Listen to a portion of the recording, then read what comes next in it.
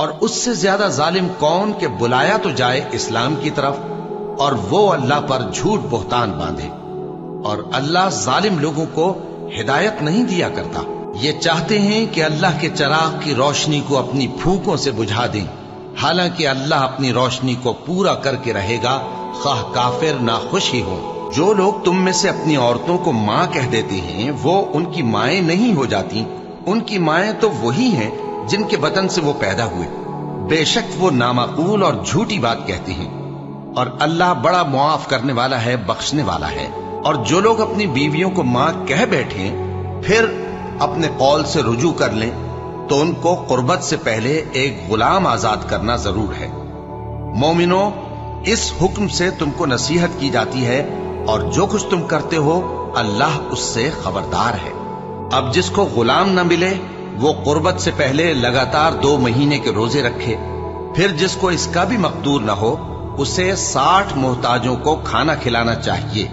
یہ حکم اس لیے ہے کہ تم اللہ اور اس کے رسول کے فرما بردار ہو جاؤ، اور یہ اللہ کی حدیں ہیں، اور نہ ماننے والوں کے لیے درد دینے والا عذاب ہے۔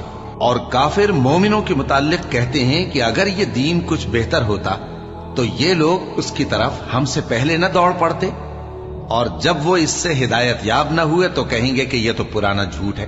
کیا یہ لوگ یہ کہتے ہیں کہ پیغمبر نے اللہ پر جھوٹ باندھ لیا ہے؟ اگر اللہ چاہے تو اے نبی تمہارے دل پر مہر لگا دے، اور اللہ جھوٹ کو نابود کرتا ہے اور اپنی باتوں سے حق کو ثابت کرتا ہے۔ بے شک وہ دلوں کی باتوں تک سے واقف ہے، اور وہی تو ہے جو اپنے بندوں کی توبہ قبول کرتا ہے اور ان کے قصور معاف فرماتا ہے، اور جو کچھ تم کرتے ہو وہ جانتا ہے۔ اور جو لوگ ایمان لائے اور عمل نیک کرتے رہے ان کی دعا قبول فرماتا اور ان کو اپنے فضل سے مزید عطا کرتا ہے، اور جو کافر ہیں ان کے لیے سخت عذاب ہے۔ اور اگر اللہ اپنے سب بندوں کے لیے رزق میں فراخی کر دیتا تو وہ زمین میں فساد کرنے لگتے، لیکن وہ جس قدر چاہتا ہے اندازے کے ساتھ نازل کرتا ہے۔ بے شک وہ اپنے بندوں کو جانتا ہے، دیکھتا ہے۔ اور فرعون کے لوگوں میں سے ایک مومن شخص جو اپنے ایمان کو پوشیدہ رکھتا تھا کہنے لگا، کیا تم ایسے شخص کو قتل کرنا چاہتے ہو جو کہتا ہے کہ میرا پروردگار اللہ ہے، اور وہ تمہارے پاس تمہارے پروردگار کی طرف سے نشانیاں بھی لے کر آیا ہے؟ اور اگر وہ جھوٹا ہوگا تو اس کے جھوٹ کا ضرر اسی کو ہوگا، اور اگر سچا ہوگا تو کوئی سا عذاب جس کا وہ تم سے وعدہ کرتا ہے تم پر واقع ہو کر رہے گا۔ بے شک اللہ اس شخص کو ہدایت نہیں دیتا جو حد سے گزرنے والا ہے، بڑا جھوٹا ہے۔ پھر اس سے بڑھ کر ظالم کون جو اللہ پر جھوٹ بولے اور سچی بات جب اس کے پاس پہنچ جائے تو اسے جھٹلائے۔ کیا جہنم میں کافروں کا ٹھکانہ نہیں ہے؟ اور اے مخاطب، جن لوگوں نے اللہ پر جھوٹ بولا تم قیامت کے دن دیکھو گے کہ ان کے چہرے سیاہ ہو رہے ہوں گے۔ کیا تکبر کرنے والوں کا ٹھکانہ دوزخ میں نہیں ہے؟ اور کافر کہتے ہیں کہ بھلا ہم تمہیں ایسا آدمی بتائیں جو تمہیں خبر دیتا ہے کہ جب تم مر کر بالکل ریزہ ریزہ ہو جاؤ گے تو تم نئے سرے سے پیدا ہوگے؟ یا تو اس نے اللہ پر جھوٹ باندھ لیا ہے یا اسے جنون ہے۔ بات یہ ہے کہ جو لوگ آخرت پر ایمان نہیں رکھتے وہ آفت اور پرلے درجے کی گمراہی میں پڑے ہیں۔ اور جس دن وہ ان سب کو جمع کرے گا پھر فرشتوں سے فرمائے گا، کیا یہ لوگ تم کو پوجا کرتے تھے؟ وہ کہیں گے تو پاک ہے، تو ہی ہمارا دوست ہے، نہ کہ یہ، بلکہ یہ جنات کو پوجا کرتے تھے اور اکثر انہی کو مانتے تھے۔ تو آج تم میں سے کوئی کسی کو نفع اور نقصان پہنچانے کا اختیار نہیں رکھتا، اور ہم ظالموں سے کہیں گے کہ اب دوزخ کے عذاب کا جس کو تم جھوٹ سمجھتے تھے مزہ چکھو۔ اور جب ان کو ہماری روشن آیتیں پڑھ کر سنائی جاتی ہیں تو کہتے ہیں یہ ایک ایسا شخص ہے جو چاہتا ہے کہ جن چیزوں کی تمہارے باپ دادا پرستش کیا کرتے تھے ان سے تم کو روک دے۔ اور یہ بھی کہتے ہیں کہ یہ قرآن محض جھوٹ ہے جو اپنی طرف سے بنا لیا گیا ہے۔ اور کافروں کے پاس جب حق آیا تو اس کے بارے میں کہنے لگے کہ یہ تو کھلا جادو ہے، اور ہم نے نہ تو ان مشرکوں کو کتابیں دیں جن کو یہ پڑھتے ہوں، اور اے نبی صلی اللہ علیہ وآلہ وسلم نہ تم سے پہلے ان کی طرف کوئی ڈرانے والا بھیجا، اور جو لوگ ان سے پہلے تھے انہوں نے تکذیب کی تھی، اور جو کچھ ہم نے ان کو دیا تھا یہ اس کے 10ویں حصے کو بھی نہیں پہنچے۔ پھر انہوں نے میرے پیغمبروں کو جھٹلایا، سو میرا عذاب کیسا ہوا۔ کہہ دو کہ میں تمہیں صرف ایک بات کی نصیحت کرتا ہوں کہ تم اللہ کے لیے دو دو اور اکیلے اکیلے کھڑے ہو جاؤ، پھر غور کرو تمہارے رفیق یعنی اس نبی صلی اللہ علیہ وآلہ وسلم کو کسی طرح کا جنون نہیں، یہ تو تم کو سخت عذاب کے آنے سے پہلے ڈرانے والے ہیں۔ کہہ دو کہ میں نے تم سے کچھ صلہ مانگا ہو تو وہ تمہارا، میرا صلہ اللہ ہی کے ذمے ہے اور وہ ہر چیز سے خبردار ہے۔ کہہ دو کہ میرا پروردگار اوپر سے حق ہی نازل کرتا ہے اور وہ غیب کی باتوں کا جاننے والا ہے۔ کہہ دو کہ حق آ چکا اور باطل نہ تو پہلے کچھ کر سکتا ہے اور نہ دوبارہ کچھ کرے گا۔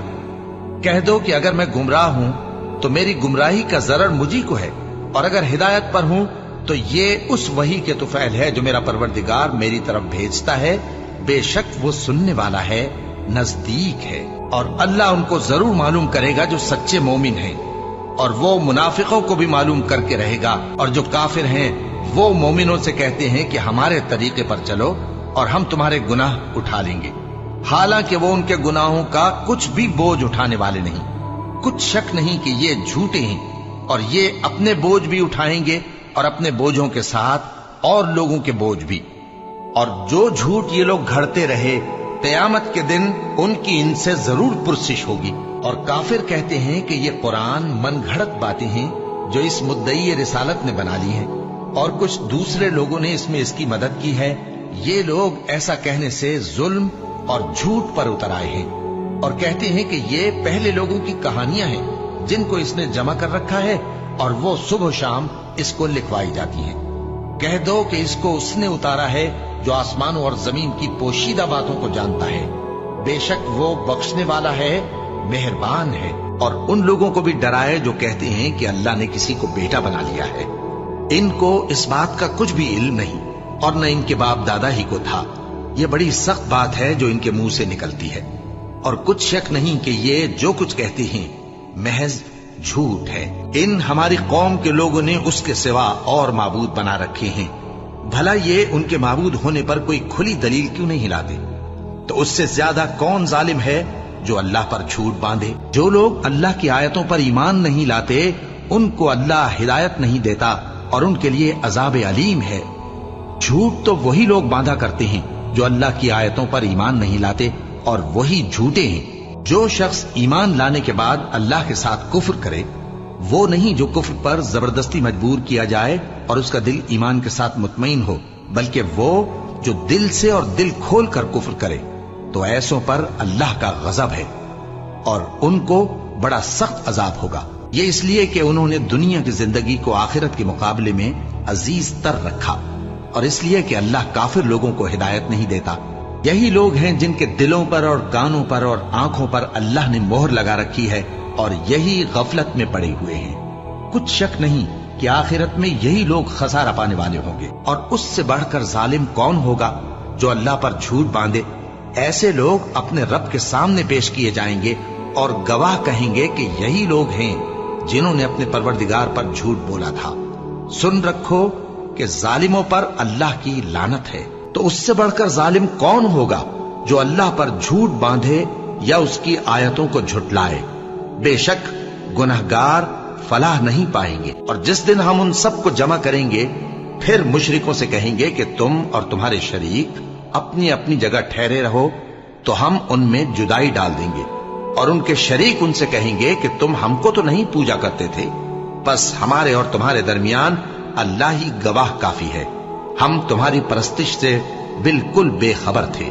وہاں ہر شخص اپنے اعمال کی جو اس نے پہلے کیے ہوں گے جانچ کر لے گا، اور وہ اپنے سچے مالک اللہ کی طرف لوٹائے جائیں گے، اور جو کچھ وہ جھوٹ باندھا کرتے تھے سب ان سے جاتا رہے گا۔ اور جنہوں نے ہماری آیتوں کو جھٹلایا اور ان سے سرتابی کی، وہی دوزخی ہیں کہ ہمیشہ اس میں جلتے رہیں گے۔